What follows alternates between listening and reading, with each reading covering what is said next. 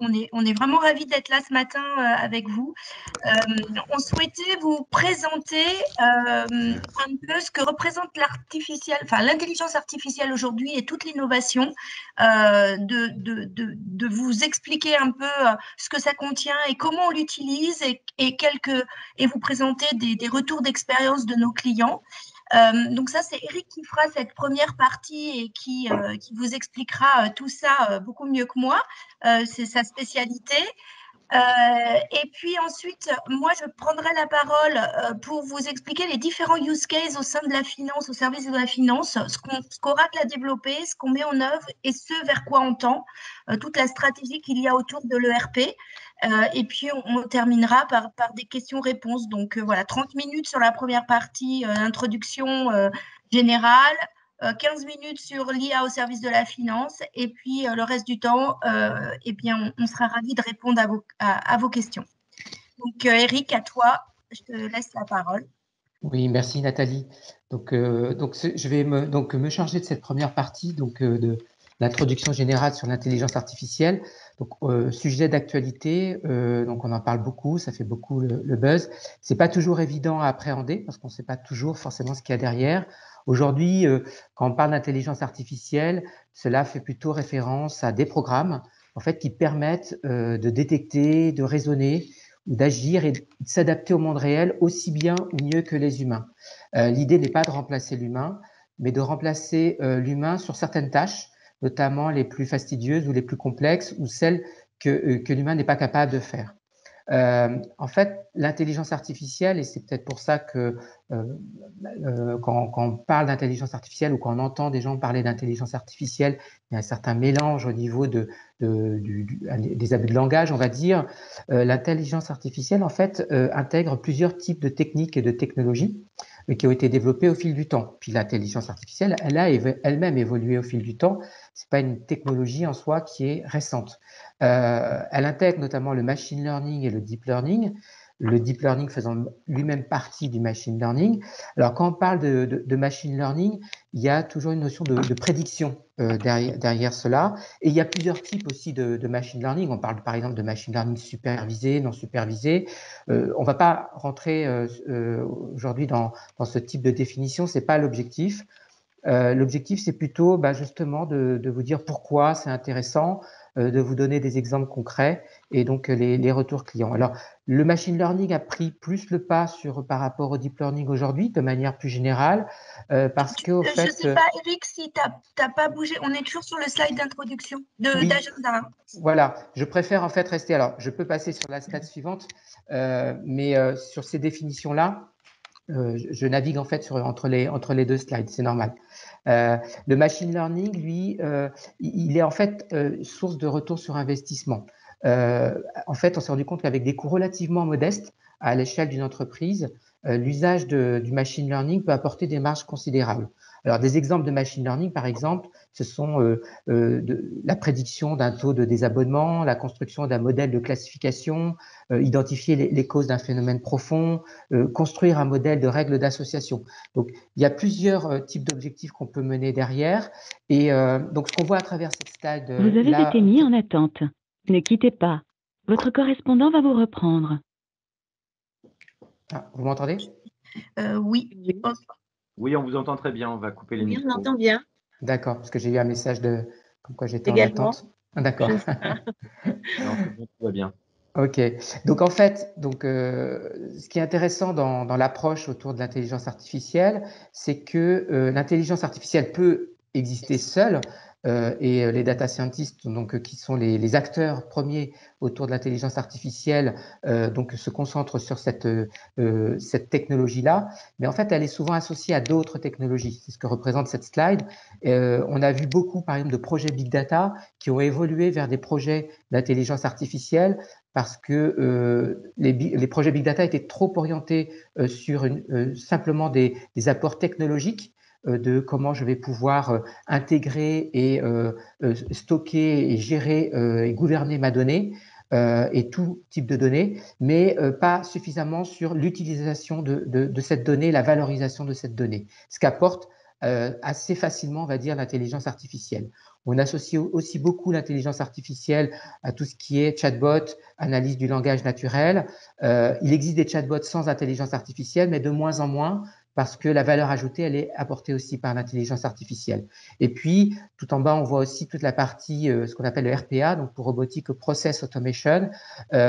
Souvent, dans le grand public, on associe l'intelligence artificielle aux robots, ce qui n'est pas forcément nécessaire ou qui n'est pas forcément le cas. Des robots peuvent fonctionner sans intelligence artificielle et l'intelligence artificielle n'a pas besoin des robots pour pouvoir fonctionner. Donc, souvent, il y a des associations. Dans les projets d'entreprise, c'est aussi intéressant de les associer de plus en plus justement pour valoriser encore plus le contenu qu'on peut avoir à travers l'intelligence artificielle, mais ce n'est pas systématique, on va dire, de le faire. Une autre notion aussi qui va apparaître dans certaines slides que vous allez voir ce matin, c'est ce qu'on appelle la data science. La data science, en fait, c'est la discipline qui englobe les méthodes autour de l'intelligence artificielle. C'est une discipline, en fait, comme l'informatique. Donc, on dit souvent que l'informatique se concentre sur tous les aspects liés à la création et l'exécution de programmes. La data science, elle, va se concentrer sur tous les aspects de l'extraction et de l'extrapolation, surtout des informations à partir des données. Donc, ces notions-là sont très, très proches les unes des autres. C'est pour ça que souvent, on utilise un mot à la place de l'autre. C'est pas grave en soi.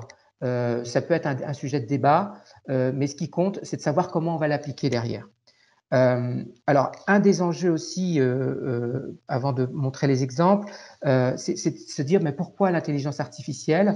En fait, dans les entreprises notamment, on se rend compte qu'on a des problématiques souvent de complexité dans les processus de l'entreprise, des problèmes d'exécution, de temps à mettre en place. On peut avoir des outils plus ou moins modernes, plus ou moins obsolètes, des techniques de mise en place qui sont aussi parfois complexes, des compétences aussi qui sont différentes, qui font que on a l'impression qu'il y a des choses qu'on ne peut pas faire, des objectifs qu'on ne peut pas atteindre. Et l'intelligence artificielle, justement, à travers les cas d'usage qu'on peut aborder, est un facilitateur par rapport à ça. Donc, gain de temps, plus de rapidité. On peut aller plus loin aussi. Hein. On peut envisager aussi des choses plus flexibles. Et puis, on peut envisager aussi des choses plus personnalisées. Alors, souvent, quand on parle de personnalisation, on pense beaucoup à des problématiques liées plus au marketing, mais en fait, ça concerne tous les départements d'entreprise. On va le voir un petit peu plus après. Et puis, ça reste aussi toujours des outils d'aide à la décision. Hein. L'idée, c'est certes d'automatiser et de remplacer certaines tâches, mais l'humain reste le maître, on va dire, dans le contrôle et surtout dans la prise de décision. On en parle aussi beaucoup plus de l'intelligence artificielle parce qu'il y a un réel décollage d'un point de vue revenu autour de ces sujets. Donc, le marché est en pleine croissance. On le voit déjà. Et dans les années à venir, ce marché va fortement évoluer en combinaison avec les technologies que j'évoquais tout à l'heure. On parlait de big data, chatbot, etc. Et puis, donc ça concerne les entreprises, qu'elles soient en B2B, B2C. Ça concerne aussi les pays. Il y a des études qui montrent que l'intégration de l'intelligence artificielle dans les programmes ou les scénarios d'évolution économique des pays leur permettra d'être en plus grande croissance si donc l'intégration de cette intelligence artificielle est plus systématique. Alors c'est vrai que on peut se dire l'intelligence artificielle n'a pas pourtant prédit l'arrivée de Covid. C'est vrai, il y avait quand même quelques tendances sur le marché. On savait que ça pouvait arriver, on ne savait pas quand. Mais on va dire toute hypothèse, tout contexte égaux par ailleurs, on sait que le scénario intégrant l'intelligence artificielle permettra d'améliorer ou de retrouver des situations plus confortables, y compris à l'échelle des pays. Alors là, c'est le G20, mais c'est valable aussi pour d'autres pays, bien sûr. Mais après, c'est un problème aussi d'accès à ces technologies. Donc là, voilà, vision globale, des enjeux colossaux, on va dire, à différents niveaux. Et puis, une réalité aussi très déjà forte au niveau de l'entreprise. Là, on va voir justement à travers les 3 slides qui viennent des illustrations de cas d'usage standards qu'on aborde autour de ces technologies-là. Là, on a une vision plus par industrie, c'est-à-dire qu'on peut avoir des cas d'usage spécifiques à certaines industries. Par exemple, la maintenance prédictive, on va la rencontrer plus dans le manufacturing ou le secteur automobile. Puis pour l'assurance, par exemple, on va avoir forcément des problématiques liées à l'analyse de risques par rapport aux sinistres qui seront vraiment spécifiques à cette industrie-là. Et puis l'intérêt justement aussi de ce type d'approche par industrie, c'est qu'on se rend, et des cas d'usage autour de l'intelligence artificielle, c'est que certains cas d'usage peuvent être communs à plusieurs industries. Je donne l'exemple de la maintenance prédictive. On va s'inspirer de ce qu'on peut faire dans le manufacturing pour le secteur automobile et vice-versa. Ce qui va changer, c'est bien sûr les données et le contexte qui vont être différents, et puis les objectifs qui ne seront pas forcément les mêmes, mais il peut y avoir des points communs et on peut fortement s'inspirer d'une industrie, notamment quand on part de zéro ou quand on a peu de références dans le cas d'usage qu'on souhaite aborder. Donc là, 4 industries représentées, et puis 4 autres également présentes ici sur cette slide-là, dans la banque, donc toute la partie télécom, la santé, le secteur public ou le retail, donc la grande distribution. Et comme je le disais, donc parfois des cas très spécifiques et puis des cas communs. Par exemple, les Next Best Action, c'est un cas qui est transverse aux industries. Donc cette lecture d'un côté donc par industrie, et puis une autre type de lecture, c'est par département dans l'entreprise, qui peut avoir aussi ses spécificités. Donc là, on voit pour l'informatique, les ressources humaines, le marketing et la finance. Donc ensuite, on va bien sûr faire le focus sur la partie finance. Mais c'est vrai qu'il y a des spécificités, notamment pour l'IT, l'informatique, qui va pouvoir analyser des données qui sont très différentes de celles qu'on va pouvoir retrouver côté RH, marketing ou finance. Ce qui va dissocier aussi côté RH, marketing et finance les uns entre les autres, c'est la granularité des informations. La finance, on va avoir des granularités voilà, par pays, par date, par période de temps, par unité. Alors que le marketing, la granularité sera souvent le client et tout va être porté autour du client ou du produit. Alors que pour les ressources humaines, bien sûr, ça va être le salarié ou le candidat. Donc, je dirais les unités sont différentes, mais les approches derrière peuvent avoir des points communs, notamment au niveau des algorithmes utilisés. Donc voilà, des cas d'usage qu'on a l'habitude d'aborder côté Oracle. Et notamment avec nos clients. Alors, ce qui est intéressant, c'est une bonne nouvelle, je dirais, pour nous et pour vous, c'est qu'on a pas mal de références dans le domaine. On n'est pas connu comme un acteur majeur hein, sur le sujet, on en a conscience. On n'est pas un acteur de niche, mais on traite et on aborde ces sujets-là depuis longtemps chez Oracle avec nos clients. Alors, soit des clients historiques comme le CERN, CaixaBank, par exemple Telefonica, le groupe La Poste, DX Marketing, ou des nouveaux clients plus récents, notamment ceux que vous voyez en haut à droite de la slide, Agroscout, Kinetica, IdenTV, avec lesquels on travaille plus des problématiques de deep learning, notamment sur la reconnaissance d'images. Agroscout, par exemple, travaille avec des drones pour identifier sur des terrains agricoles les risques de maladies et donc de pouvoir mieux prédire et anticiper justement cette intensification, on va dire, des maladies sur des parcelles et donc pouvoir mieux traiter en temps réel ces aspects-là. Donc, ils se servent de nos technologies pour le faire. Les 3 exemples que je vais vous montrer maintenant sont des exemples plus liés à la banque, on va dire, ou à la finance. Le premier un peu, on va dire, universel, c'est la Poste. Pourquoi il est universel? Parce qu'en fait, au départ, le cas d'usage de la Poste et pourquoi ils ont fait appel à nous, c'était pour régler des problèmes en fait liés au colis, sur notamment le problème de tri dans les colis, lié aussi aux messageries, toute la partie numérisation et suivi. Ils se rendaient compte qu'il y avait des problématiques donc vraiment opérationnelles par rapport à ça, et surtout aussi pour mieux anticiper donc la demande et sur des gros volumes de données.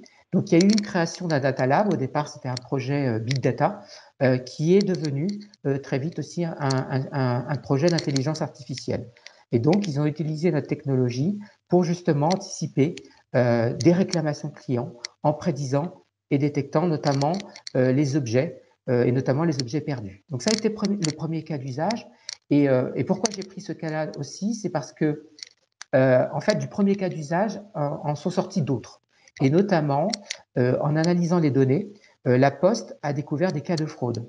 Ce n'était pas du tout le sujet, mais finalement, ils se sont rendus compte qu'il y avait des cas de fraude qui ont été mis en avant grâce à l'analyse de ces données. Et cette approche de l'intelligence artificielle a permis de le faire. Donc, des fraudes sur les contrats de transfert et sur les frais de port. Et troisième niveau de cas d'usage, en fait, grâce aussi à ces analyses de données et notamment les mesures d'association, la Poste a détecté de nouveaux services potentiels qu'ils pouvaient mettre en place, très complémentaires à leur approche. Et c'est ce qui a permis notamment de mettre en place le programme qu'ils ont appelé Veiller sur les parents, où ils ont créé plus de proximité entre ils sont servis, on va dire, de la proximité entre le facteur et les clients, donc qui pouvaient s'abonner à des services complémentaires qui n'étaient pas forcément prévus. Et c'est grâce à ces analyses-là croisées qu'ils ont pu le faire. Donc, premier exemple. Deuxième exemple, c'est CaixaBank, qui est une des plus grandes banques donc, en Espagne et qui a des problématiques surtout de CRM et de réglementation et qui voulait avoir une vue plus unifiée, on va dire, de toutes les données pertinentes et être en capacité aussi de fournir de nouveaux services. Alors, on travaille avec la CaixaBank depuis des années avec la R&D d'Oracle. Il y a des points réguliers qui sont faits et on a vu toute leur évolution en termes d'intelligence artificielle. L'arrivée de nouveaux data scientists, la volonté d'utiliser de nouveaux outils.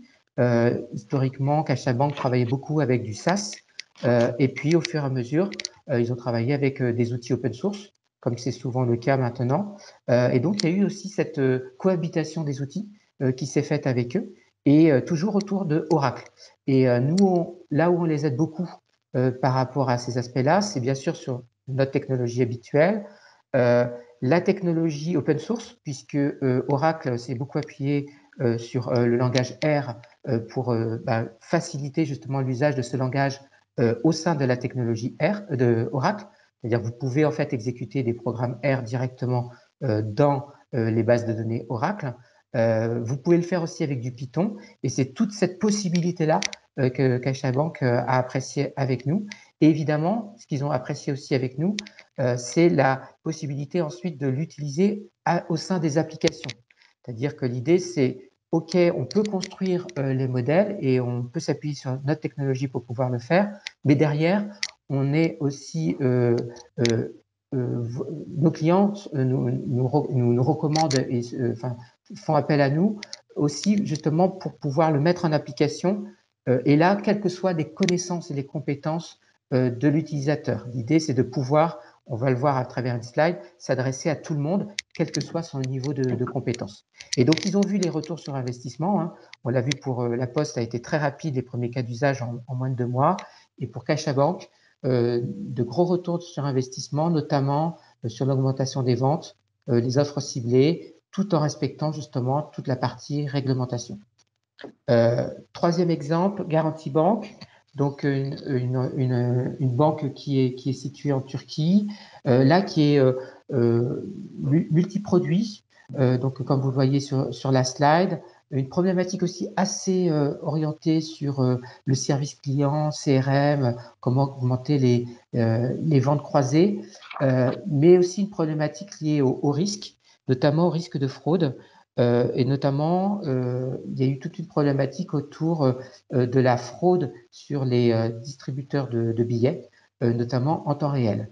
Et grâce à ces analyses, ils ont pu justement mieux détecter les cas de fraude. Notamment dans les cas de fraude, il y a une problématique, c'est les faux positifs ou ce qu'on appelle les faux négatifs. On en entend beaucoup parler dans l'actualité en ce moment avec Covid aussi, puisqu'il y a cette notion justement de faux positifs et faux négatifs.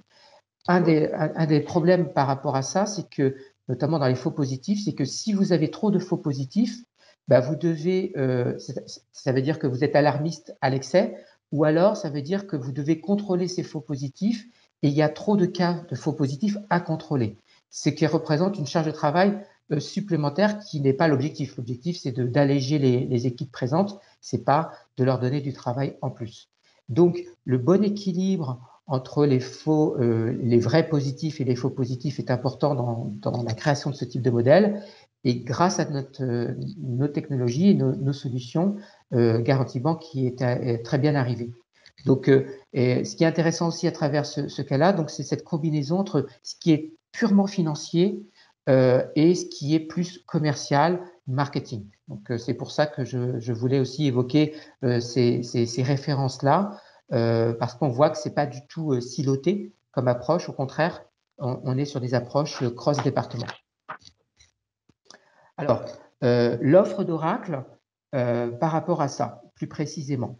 Donc, notre approche et notre vision, elle est très orientée sur le persona, c'est-à-dire à qui on parle. Ça fait partie dans nos qualifications ce sont des éléments très importants. On a conscience qu'on ne va pas s'adresser au sein d'une direction financière de la même façon qu'au sein d'une direction marketing, première comparaison, mais on ne va pas parler à un directeur financier de la même façon qu'un data scientist ou qu'un expert, un actuaire. Ou, voilà, les profils sont différents, les compétences ne sont pas les mêmes. Alors, sur cette slide-là, on voit donc 3 parties, Ready to Go, Ready to Work et Ready to Build. Sur la partie de gauche, on va s'adresser justement plutôt aux gens des métiers, des gens qui n'ont aucune connaissance spécifique sur ces domaines liés à l'intelligence artificielle. Mais par contre, ils veulent que cette technologie soit embarquée dans les applications. Et c'est ce qu'on fait, notamment à travers ce qu'on appelle Adaptive Intelligence. Et Nathalie, dans la deuxième partie de la présentation, va rentrer plus en détail justement sur les exemples pour la finance. Donc, ça, c'est vraiment embarqué, pas besoin de compétences spécifiques pour pouvoir le traiter. La partie du milieu, le Ready to Work, c'est compromis, c'est-à-dire que là, les profils sont des gens qui connaissent quand même la donnée. Par exemple, ça peut être des gens de l'informatique, ça peut être aussi des analystes et des gens qui ont quelques connaissances sur la partie intelligence artificielle, data science. Et on va retrouver des outils comme Autonomous Database ou Oracle Analytics, qui sont des services mis en place par Oracle sur la plateforme Oracle. Alors, dans nos solutions, on parle beaucoup du cloud. C'est vrai que c'est un super levier pour pouvoir mettre en orchestration, on va dire, les services d'intelligence artificielle de manière plus flexible. Nos offres peuvent être aussi hybrides, notamment l'offre Oracle Analytics, vous la trouvez des deux côtés, cloud et on-premise. L'Autonomous Database, par contre, c'est plutôt c'est associé presque à du service as a software, donc vous allez retrouver côté cloud. Là, donc, des compétences statistiques, probabilistes de premier niveau, on dirait, suffisent pour pouvoir utiliser ces outils-là. Et vous pouvez développer des modèles déjà à travers ces outils-là. Et puis, la partie de droite, elle s'adresse vraiment aux experts de la data science, donc les data scientists, qui, eux, ont l'habitude de coder en Python, en R, et qui souhaitent pouvoir retrouver cet environnement de travail à travers notre technologie. Et Oracle propose également cet aspect-là. On n'a pas un langage propriétaire, on s'appuie sur du langage open source, mais on fait cohabiter les langages open source avec notre technologie pour en fait réduire notamment le time to market, c'est-à-dire la mise en production des modèles. Et on fait cohabiter aussi notre technologie avec des outils tiers propriétaires comme du SAS par exemple, ou des outils analytiques comme Tableau, Qlik, etc. Donc, voilà, donc la volonté de pouvoir s'adresser au plus grand nombre et d'avoir des services qui peuvent être mis en place en fonction donc, des profils et puis en fonction de l'architecture existante chez nos clients. Donc, côté application, donc, on a donc, cette offre qu'on appelle Adaptive Intelligence, donc, qui va se retrouver côté ERP, mais aussi côté marketing, côté ressources humaines et côté supply chain. Donc, l'idée, c'est vraiment d'avoir de l'embarquer et de pouvoir traiter des cas d'usage. Alors, tous les cas d'usage ne sont pas abordables. Par exemple, côté marketing, on traite beaucoup surtout ce qu'on appelle le next best action, le next best offer. Côté RH, c'est surtout autour des comment trouver les meilleurs candidats. Et puis côté ERP, c'est là où on est le plus avancé. On a plusieurs exemples qui illustrent justement cette intégration de l'adaptive intelligence. Et je vais laisser la parole maintenant à Nathalie justement pour qu'elle puisse vous les montrer. Nathalie? Je reprends, voilà, j'étais en mute. Je te laisse faire défiler les slides du coup, Eric. Oui. Ce sera plus simple. Je vais remettre ma caméra, voilà. Donc, le premier slide sur lequel, alors le slide suivant sur lequel je voulais revenir, c'est déjà d'expliquer que cette stratégie d'embarquer de l'intelligence artificielle au sein de notre applicatif, ça fait déjà plusieurs années que ça a été défini, que c'est notre ligne directrice en fait pour le RP par notre direction générale. Donc, on a introduit de l'intelligence artificielle il y a maintenant plus de 2-3 ans dans nos solutions, aussi bien ERP que PM.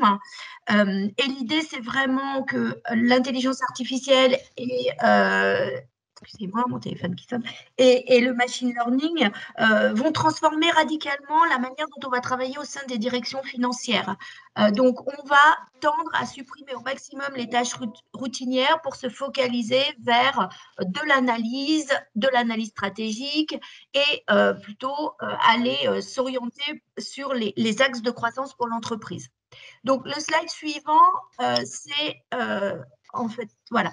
Notre vision aujourd'hui, nous, au sein de la finance, de cette intelligence artificielle, c'est vraiment de tirer parti de toute l'innovation pour gagner en efficacité et en agilité. Donc, le premier point, c'est d'aller digitaliser la fonction finance. On embarque au sein de notre ERP et même de l'EPM un certain nombre d'automatisations pour revoir le mode de fonctionnement de la finance. Donc, l'idée, c'est d'aller digitaliser au maximum pour pouvoir justement aller gagner en réactivité sur les plans futurs. Donc, on ne parle pas de RPA. On n'a pas d'outil de RPA connecté à notre ERP. Pourquoi? Parce que l'automatisation, elle est déjà embarquée dans le ERP. Donc, on n'a pas besoin d'avoir un robot qui va aller effectuer les tâches, puisqu'on a fait le choix d'embarquer nativement un certain nombre de processus automatisés dans nos solutions et qui sont beaucoup plus rapides qu'aller utiliser une solution de RPA. Donc, on va utiliser les nouvelles technologies aussi pour accroître l'efficience en tirant parti du machine learning. Donc, on va automatiser et analyser la machine. Le RP va analyser les informations et faire des suggestions. Et tout ça pour, du coup, faire évoluer la finance et faire travailler nos utilisateurs au sein des directions financières de manière différente. Alors, on a une interface utilisateur qui va permettre aux comptables de travailler uniquement sur des exceptions, puisque l'idée, c'est d'automatiser au maximum et de suggérer et de mettre en avant toutes les exceptions sur lesquelles va devoir travailler le comptable. Et puis, de mettre à disposition aussi des outils d'analyse en temps réel qui permettent d'aller aborder des décisions commerciales, d'aller faire beaucoup plus d'analyse et d'aller travailler sur de la collaboration. Alors, sur le slide suivant, on a, donc voilà, les investissements qu'on a fait, c'est l'automatisation des opérations comptables, donc basées sur du machine learning. Et pour exemple, on y viendra tout à l'heure, on a intégré dans le RP un outil de reconnaissance de factures automatique qui embarque du machine learning et qui est prêt à l'emploi. Dès qu'on prend le RP Oracle Cloud, on a nativement cet outil de démat qui est là et qui permet de traiter toutes les factures fournisseurs, le maximum de factures fournisseurs en automatique. On a sur la partie EPM mis en place aussi de l'intelligence artificielle pour aller importer des données, pour enrichir le modèle avec des données externes, pour pouvoir faire de l'analyse prédictive et travailler sur des scénarios, des modélisations de scénarios nativement dans la solution EPM. Alors, on en a beaucoup parlé sur les réseaux sociaux, là, au moment du Covid. On a pas mal d'entreprises qui ont qui ont pris nos solutions scénario modeling pour travailler sur les différents axes de croissance qui vont, les différents axes de croissance qui vont devoir mettre en place face à la crise à laquelle ils font face actuellement. Et puis tout ça pour travailler sur de la collaboration et du pilotage proactif. Donc, on a des outils collaboratifs déjà embarqués dans la solution qui vont permettre d'échanger, d'interagir beaucoup plus rapidement en toute sécurité. Et on va surtout orienter tout le monde vers le futur et vers du pilotage. Donc, le slide suivant. Tout à l'heure, Eric vous a parlé d'applications ready to use. Donc, en fait, nous, notre différence, c'est que sur les applications, c'est que l'intelligence, elle est prête à l'emploi. C'est vraiment le différenciateur. Donc, on a des robots, des assistants digitaux qui sont livrés. On a de l'intelligence qui est livrée sur, notamment, on va y venir, tout le cycle de dépenses. Et puis, sur le PM, on a des processus automatisés pour piloter la clôture et déclencher des tâches en automatique. On a des processus aussi intelligents pour embarquer sur la partie EPM des données de source externe et aller justement faire de l'analyse prédictive. Donc, le slide, donc là, c'était vraiment, moi, je vais faire un focus sur la partie finance. Sur cette partie finance, la première partie d'automatisation et d'intelligence artificielle qui a été livrée, c'est sur la chaîne de comptabilité fournisseur.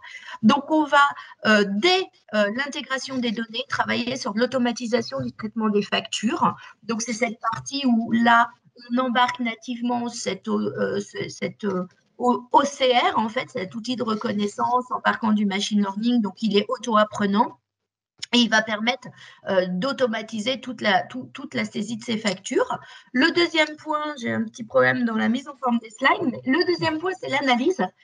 Donc, le système va identifier et catégoriser toutes les exceptions, donc l'interface utilisateur. On travaille juste sur les exceptions à traiter pour accélérer ce processus. Et puis, il y a des algorithmes dans l'ERP qui vont permettre de donner des perspectives en termes d'analyse, mais aussi de détecter sur la base de données des valeurs aberrantes, donc des factures qui arrivent et qui sont beaucoup plus importantes que d'habitude, donc les mettre dans le dashboard par exception pour que ce soit contrôlé et qu'on aille voir et détecter s'il n'y a pas un problème au niveau de ces factures.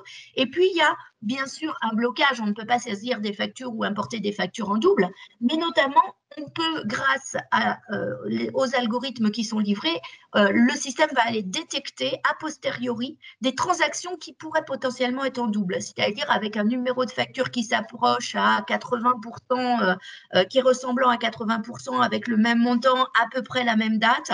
Donc, il y a des algorithmes qui sont livrés, une bibliothèque avec des centaines d'algorithmes qui sont livrés pour tourner sur la base, et vous pouvez les personnaliser. Et puis surtout, en fonction des erreurs qui sont trouvées, les algorithmes s'enrichissent pour les fois d'après et pour aller donc détecter les fois d'après du risque de la fraude ou de l'erreur de saisie.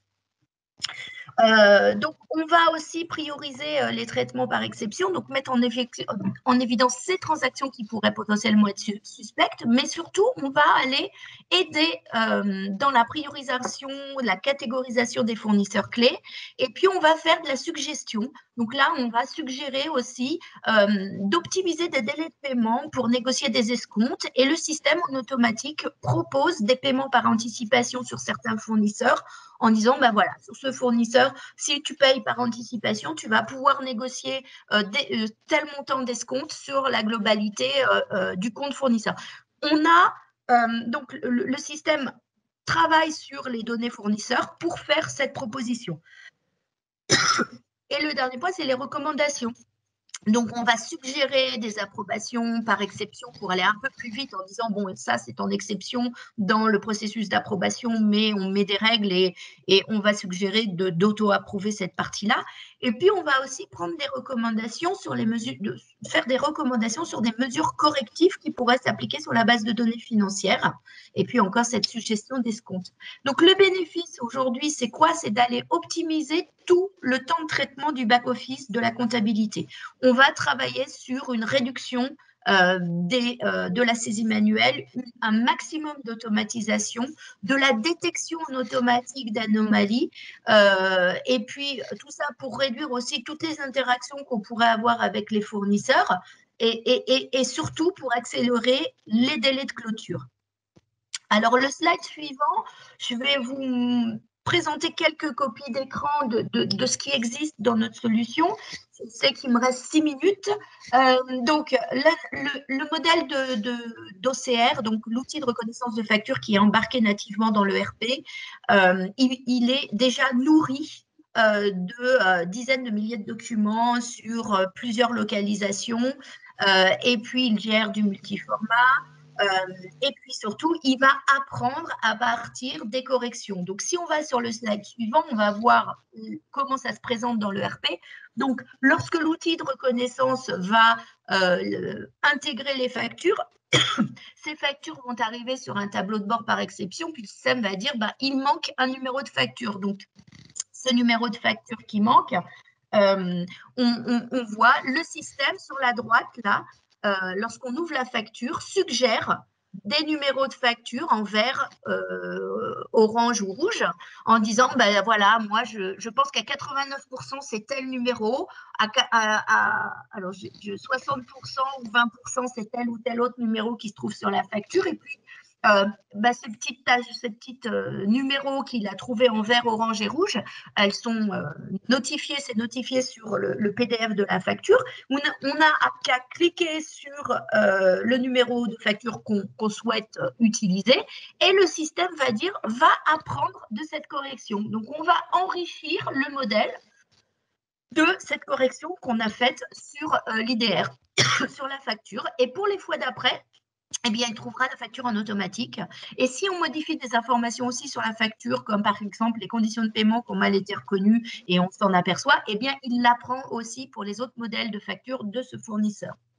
Donc, ça, c'est un modèle. Donc, il y a une interaction entre l'outil, le RP, qui parle finalement au comptable et qui apporte des informations au comptable. Le document suivant, si on va, voilà. Encore un autre exemple de machine learning, c'est sur la comptabilité, c'est fournisseur, c'est la suggestion intelligente d'imputation comptable. Lorsqu'on a des factures qui sont rapprochées de bons de commande, il n'y a pas de souci parce que les imputations comptables sont dérivées des achats qu'on a, des demandes d'achat et sont intégrées. Toutes les imputations comptables arrivent via la catégorie qu'on a paramétrée dans l'outil. Là, le système, lorsqu'on ne rapproche pas une facture d'un bon de commande, le système, pour l'imputation comptable, va aller regarder comment avaient été comptabilisées par le passé sur la base comptable toutes les anciennes factures et va suggérer une imputation comptable avec la clé comptable analytique complète en fonction de certains éléments qui sont présents sur la facture. Donc ça, c'est pour accélérer aussi le travail manuel par exception qui pourrait être fait par le comptable, puisque ces factures qui n'avaient pas d'imputation comptable, elles se retrouvent comme une exception, il faut les traiter manuellement. Donc le système, lui, apprend de ce qui a été fait au préalable et dans la base comptable et va suggérer. Le sujet suivant, l'exemple suivant, c'est la catégorisation des fournisseurs, où là, en fonction des données collectées, le système va catégoriser les fournisseurs pour améliorer les négociations et puis soutenir les fournisseurs stratégiques, mais bien sûr, identifier les fournisseurs avec lesquels on travaille le mieux et avec lesquels on a le moins de risques sur la chaîne d'approvisionnement. Le sujet suivant, c'est les escomptes. Donc, le système va, vous voyez, suggérer des propositions d'escompte au moment des campagnes de règlement, de manière à ce qu'on puisse voir là où on peut avoir un calcul, voilà, des gains significatifs sur des paiements par anticipation avec des fournisseurs. Donc, ensuite, ce qui est important, c'est voilà, donc on propose, toujours la machine propose, le comptable, c'est lui qui décide, le trésorier qui décide s'il accepte d'intégrer ce fournisseur dans la campagne de règlement ou pas pour pouvoir négocier et gagner en termes d'escompte. Derrière, le sujet suivant, c'est l'IPM. Donc, on a sur toute la partie performance, on embarque de l'intelligence pour aller faire des analyses prédictives. On va embarquer, on va avoir des signaux, des détections de signaux, on va avoir des analyses de causes, on va pouvoir faire de l'analyse d'informations, on va avoir des recommandations d'action aussi. Donc tout ça pour travailler de manière intelligente sur les données d'analyse de performance. Donc derrière, c'est vraiment pour faire de l'analyse, pour aller faire de la simulation et pour aller prendre des mesures, on va dire, correctives, pour pouvoir aller faire de l'analyse de stratégie et modéliser des scénarios avec des stratégies différentes, des stratégies d'acquisition ou alors des stratégies où on va simuler automatiquement, si on se débarrasse d'une business unit au sein d'une entreprise, les impacts que ça pourra avoir sur le bilan, sur le compte de résultats, et puis de faire une modélisation à long terme. Donc tout ça est intégré dans notre outil, dans nos outils EPM qui sont sur le cloud, qui sont nativement intégrés avec nos solutions ERP. Donc qui se sourcent des données de l'ERP, mais ils peuvent aussi travailler en coexistence avec n'importe quel ERP du marché. Et derrière, j'ai mis une copie d'écran pour vous montrer la manière dont ça. Voilà.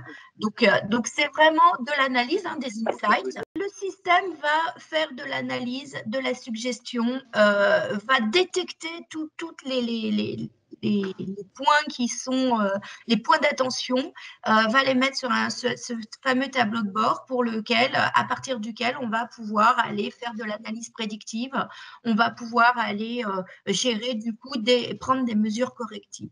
Alors pour finir sur cette partie ERP et EPM, on a voilà, donc on a des analyses qui ont été faites et on estime que on va gagner 33% de productivité grâce à toute cette grâce à l'intelligence artificielle et qu'on embarque dans les solutions.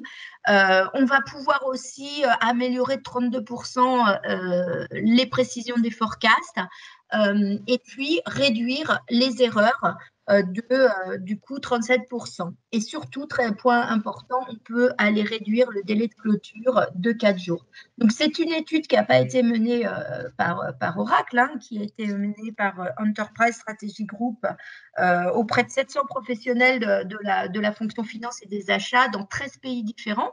Et donc, c'est vraiment pour illustrer le fait qu'aujourd'hui, on est dans un tournant au niveau des directions financières. On a un moment crucial où il faut gagner en agilité, il faut gagner en efficience et puis tirer profit de toute cette technologie qui est mise à disposition et qui va pouvoir avoir des use cases très pertinents au sein de la comptabilité et des directions financières.